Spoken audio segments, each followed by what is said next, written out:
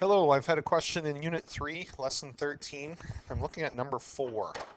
So we want to find the second derivative, evaluate the second derivative for this particular function, and we're going to have to go through and figure that out.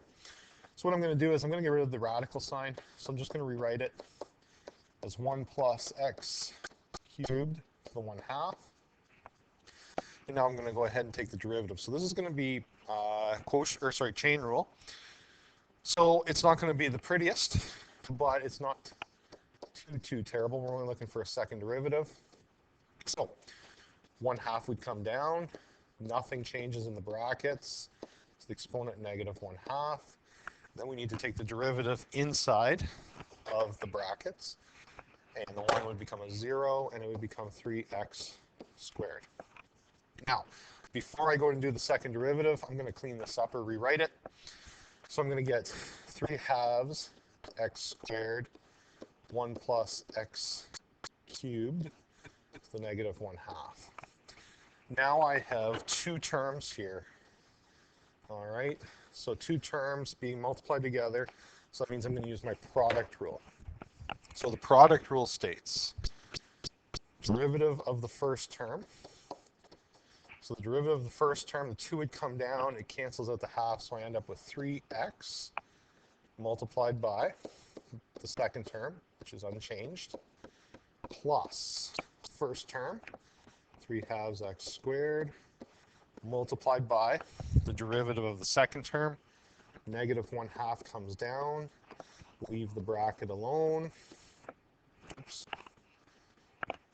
leave the bracket alone, the exponent, negative 3/2, multiplied by the derivative of inside, and again 1 plus the 1 becomes a 0, and we get 3x squared. Okay. Now at this point you can substitute in if you want. I'm going to clean it up a little bit.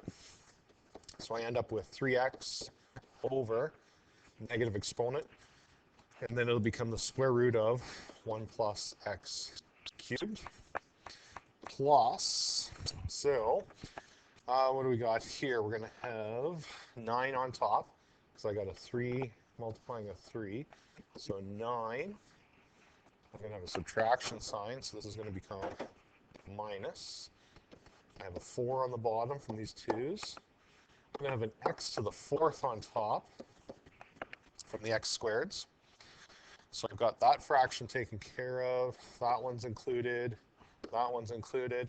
And then this is going to be the square root of 1 plus x cubed. All right, so that's what it's going to look like. And at this point in time, you can definitely go ahead and do the substitution. We don't really need to get this into one fraction. So doing my substitution, I'm going to have it looking like this. 2 cubed minus 2 to the 4th over 4, excuse me, and plus 2 cubed. All right, so I'm going to do this without calculator. You can just punch it in if you want. 6 over, inside that square root bracket, 2 cubed is 8 plus 1 is 9, square root of 9 is 3. Over here, 4 is like saying 2 squared. So that means that's going to reduce that down to a square. So that'll be 4 times 9, so that's 36 over 4 times inside again. I'm going to take the 2 cubed is 8 plus 1 is 9, square root of 9 is 3. 3 cubed is 27. So 2 minus, if I simplify that a little bit more, oops, we get 36 and 9 reduced, or 36 over 4 reduces to 9. 9 over 27, that fraction, divide both by 9, we get 1/3. So if I did my math correct, I got 1 2/3, or what do we got? 1, 3, so 5/3 as an answer. All right, you're more than welcome to substitute way up here. Like you can substitute your value in at this point or this point. I'm not too concerned at that point because I'm marking can you take the derivative? And then more of a minor point is, can you do the substitution successfully? So you can really substitute at any particular point. For those that are going into math programs, though, you want to make sure that you can simplify the algebra to this stage, because that's going to be the expectation. So if you have any questions about that, let me know, and I'll try to clarify.